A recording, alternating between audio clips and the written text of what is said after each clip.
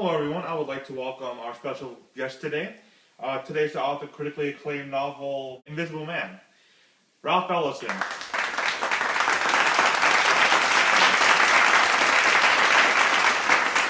Hello.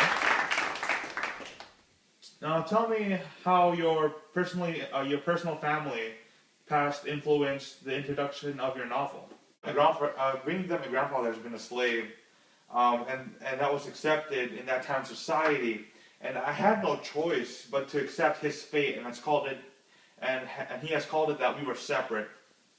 The effect of society's view on the African American community during my grandfather's time period created generations of segregation and inequality within races in our nation.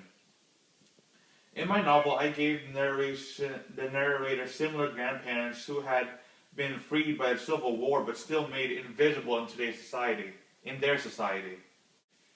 So that gave me inspiration, the title, the novel Invisible Man, not making a literal term of invisibility like The Invisible Man by Ms.Wells, more like society's mental view of others in social standards such as wealth, family, or race.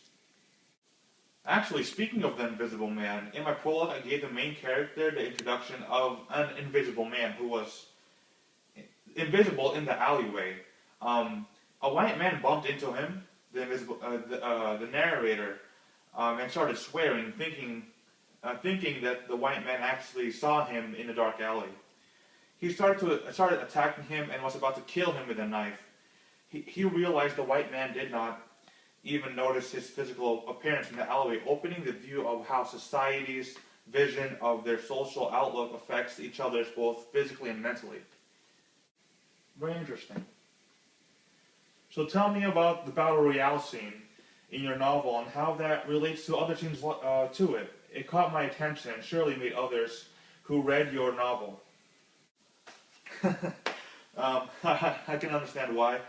The reason why I put fine detail into the scenes in my novel, such as the battle royale scene, is to emphasize the amount of the standardized segregation the novel contains and the mental visualization of the harsh impact on the African American community and every individual who is a part of it. The fumes in the arena during the battle royale scene represents the clouded judgment of the rich, drunk, drugged white men hysterically laughing at the black men beating each other blindly. Continuing on with the fumes of the cloud of smoke at the time of the narrator tries to deliver a speech after the rumble. His ideals of the speech seemed invisible towards the white men who are laughing at him. And during his speech, he mistakenly says social equality. When forced to repeat a phrase from his speech, which to me justifies the situation the narrator is in. At the end, the coin fought for in the ring were all worthless. The reason I put that was to show that one has to have the pride in himself and have pride in who you are. So growing up during the time of harsh segregation in the beginning of the South, did use any real-life experiences to express your morals in your novel? Yes, absolutely. The culture coming from Oklahoma helped me create the atmosphere that surrounds the narrator in the novel.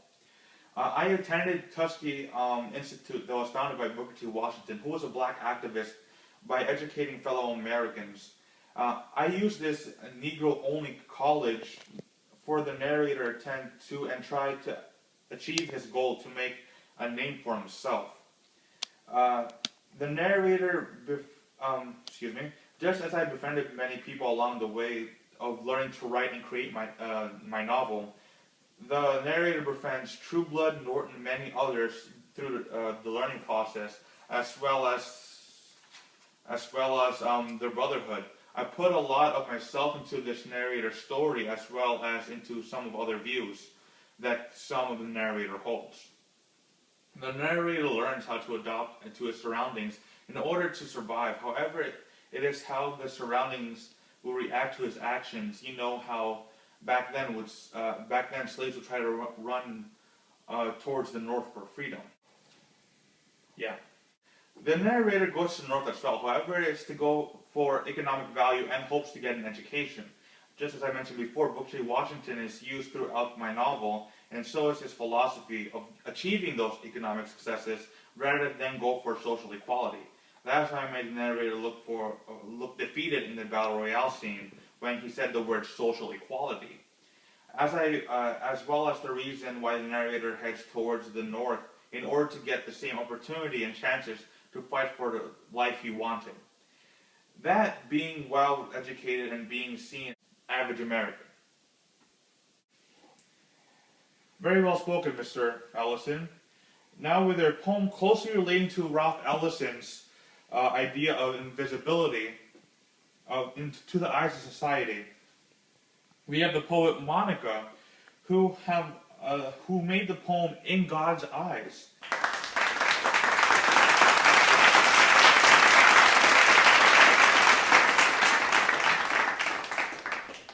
Hi. So Monica, you made this poem with a strong statement, like we are all the same. I made this poem to show that as a whole we need to show that we are the same and we need to accept each other in equal relationships. In Mr. Ellison's novel, an entire race and culture is being demoralized by society just by the color of their skin. I looked over your poem and I took an interest to it. How the melancholy judgment is placed on towards the people you mentioned. It relates closely when the white man screamed, "Know your place," towards the black men fighting each other to a bloody pulp. In the beginning of your poem, you talk about running this same race. And I completely agree to the statement about equal opportunity and challenges that we face. We should all have the same race we participate in. The different views that the narrator during his travels to the north gives him what I want to see on the subject of equality and current opportunities. So Monica, do you agree with the relationship that Mr. Ellison's novel and your poem hold in its moral understanding? In my poem, I show how society is structured in the way of humanity, and I look on forward to try and look for a utopia where we all stop this madness. In Mr. Ellison's Invisible Man, I can see the illustration of the cruelty mentioned in my poem and how it affects his narrator in his time period. I am very interested in how the narrator adapted to the environment around him and to enable him to get his goal of education.